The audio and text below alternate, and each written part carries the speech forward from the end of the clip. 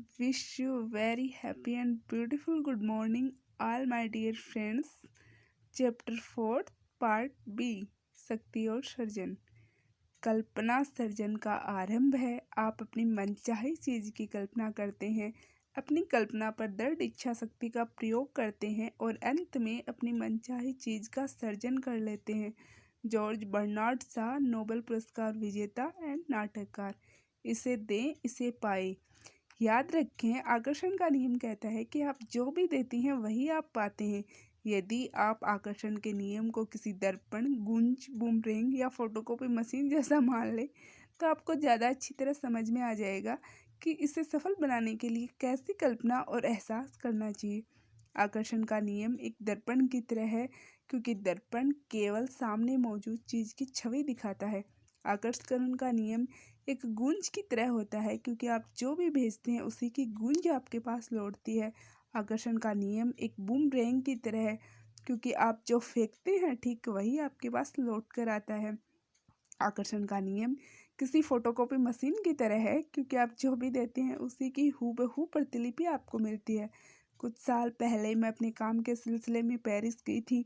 वहाँ मैं एक सड़क पर टहल रही थी, तभी एक महिला मेरे पास तेजी से निकली। उसकी स्कर्ट बहुत सुंदर थी, जिस पर पेरिस की शैली में बारीक काम था। मैंने तुरंत प्रेम भरी प्रतिक्रिया की, कितनी सुंदर स्कर्ट है। कुछ सप्ताह बाद मैं मेलबोर्न में कार से ऑफिस जा रही थी। रास्ते में एक चौराहे पर एक ड्राइवर के गैर कानूनी यू टर्न लेने की वजह से मुझे रुकना पड़ा। इंतजार करते समय मेरी नज़र पास की स्टोर विंडो पर पड़ी। वहाँ मुझे हूबहू वही स्कर्ट दिखी जिसे मैंने पेरिस की सड़क पर उस महिला को पहने देखा था। मुझे अपनी आंखों पर यकीन नहीं हुआ। ऑफिस पहुंचने के बाद मैंने उस स्टोर को फ़ोन लगाया। मुझे पता चला कि यूरोप से कल एक वैसी स्कर्ट आई थी जिसे उन्होंने विंडो में डिस्प्ले पर लगा दिया था। जाहिर है वह स्कर्ट मेरे नाप की थी। जब मैं वह स्कर्ट खरीदने गई तो यह मुझे आधी कीमत पर मिल गई। स्टोर अटेंडेंट ने बताया कि उन्होंने उस स्कर्ट का ऑर्डर नहीं दिया था, इसे तो उनके ऑर्डर में संयोग से रख दिया गया था। मैंने उस स्कर्ट के प्रति प्रेम दिया था, मैंने उसके प्रति प्रबल भावना रखी थी।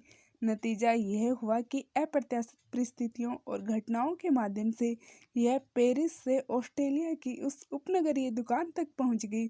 आकर्षण के नियम ने अंततः मेरी मनचाही स्कर्ट मुझ तक पहुंचाई दी। यही प्रेम की चुंबकीय शक्ति है। यही प्रेम के आकर्षण के नियम का जीता जागता उदाहरण है। कल्पना।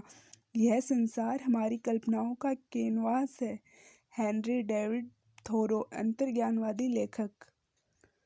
जब आप किसी भी सकारात्मक चीज़ की कल्पना करते हैं जिसे आप चाहते हैं और जिससे आप प्रेम करते हैं, तो आप प्रेम की शक्ति का दोहन कर रहे हैं।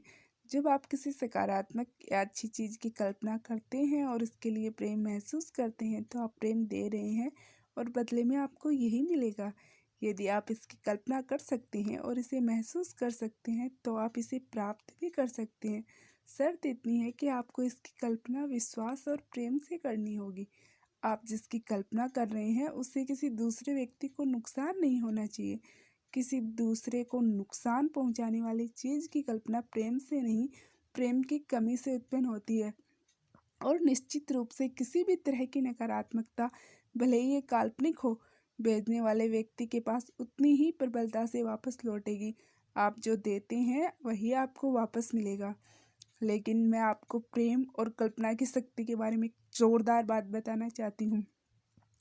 प्रेम की शक्ति आपको इतना कुछ दे सकती है जिसकी आप कल्पना भी नहीं कर सकते। आप जिस सबसे ऊंची और अच्छी चीज़ के संभव होने के बारे में सोच सकते हैं, प्रेम की शक्ति आपको उससे भी बहुत ऊंची और अच्छी चीज़ें दे सकती हैं। प्रेम के लिए कहीं कोई सीमा नहीं है। यदि आप जीवन के प्रति जीवंतता, खुशी और जोश से भरपूर होना चाहते हैं, तो प्रेम की शक्ति आपको इतना अच्छा स्वास्थ्य और इतनी ज़्यादा खुशी प्रदान कर सकती है जिसकी आपने कल्पना भी नहीं की होगी।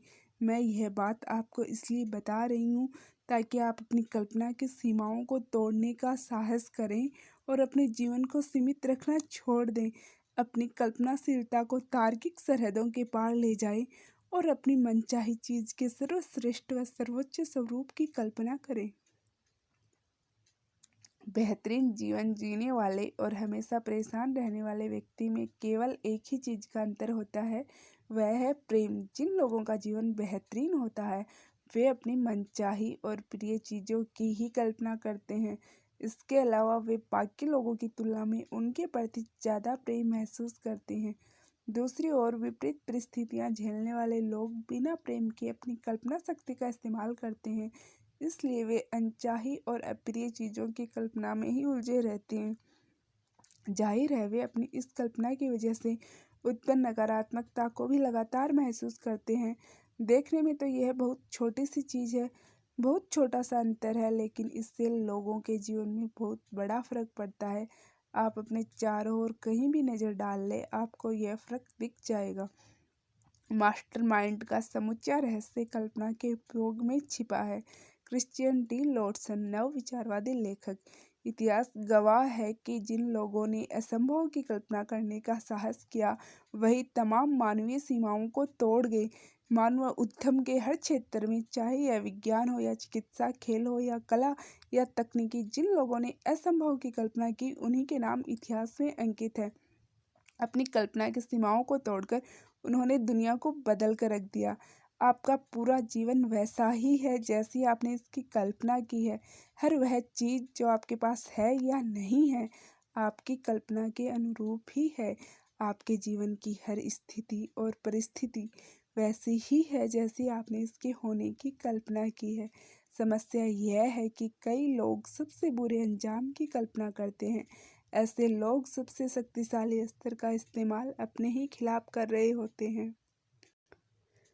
सर्वश्रेष्ठ की कल्पना करने के बजाय कई लोग डर डर कर जीते हैं और उन सभी चीज़ों की कल्पना करते हैं जो गड़बड़ हो सकती हैं, और यह तय है कि यदि वे इन बुरी चीज़ों की कल्पना और एहसास को जारी रखते हैं तो वे सचमुच उनके जीवन में आ जाएंगी।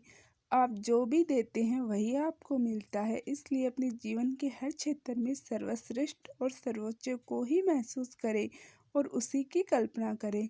यह ध्यान रखें कि आप जिस सर्वश्रेष्ठ या सर्वोच्च चीज़ की कल्पना कर सकते हैं उसे साकार करना प्रेम की शक्ति के लिए बाएं हाथ का खेल है।